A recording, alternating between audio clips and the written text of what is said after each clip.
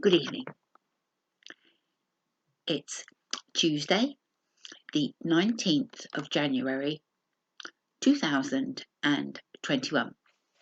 Diane Hands bringing you book for the day. Human Crossings. 9 stories about refugees. And I've been reading to you a story entitled A Treasure, which was written by Clara, olde, Heuvel. And Obabu had been asked to visit his lawyer. And this is what happened. Anyway, the court in the emergency procedure might have now ruled negative. Still, the German immigration office needs to request from the Italian authorities whether they are willing to take you back and by when. So we need to wait. Anyhow, he went home devastated. At work, he was called into Mrs Punak's office again. Mr Obabu, I will call your law firm and talk to the legal advisor to see whether they can do more for you. She started explaining while Obabu was listening to the telephone conversation. You must know, Mrs Cohen, we really didn't expect that Mr Obabu would learn so quickly. At this moment, he is covering for his supervisor at the sewing machine because that person is on sick leave. But before he got sick, he taught Mr Obabu everything. Mr Obabu can do this job all by himself now. It's amazing. The colleague will be ill for a longer period, and you know what? Mr Obabu will now take his supervisor's responsibilities at the sewing machine and will even teach other colleagues how to sew. He works so independently. We are truly astonished.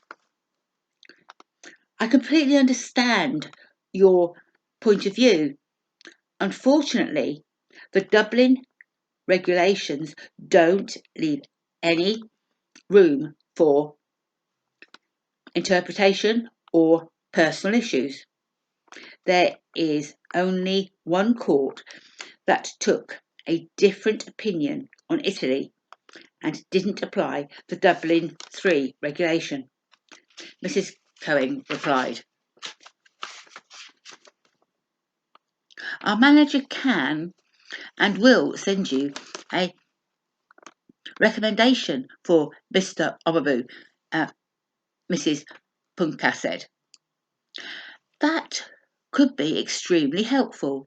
In parallel to this asylum procedure, I could ask for a work permit, and through that, Mr Obabu might have a right to stay here if the authorities are willing to give him a stay based on work, Mrs Cohen said.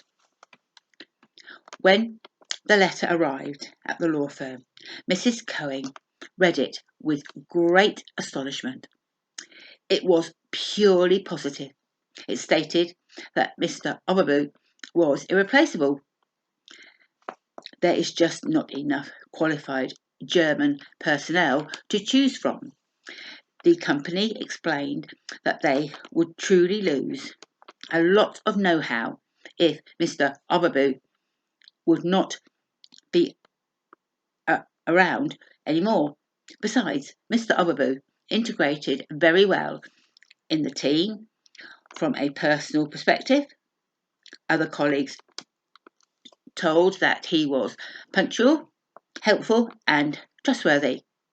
They expressed that they would not be willing to lose a good employee and that everything he built up so far in this country could be destroyed within a second.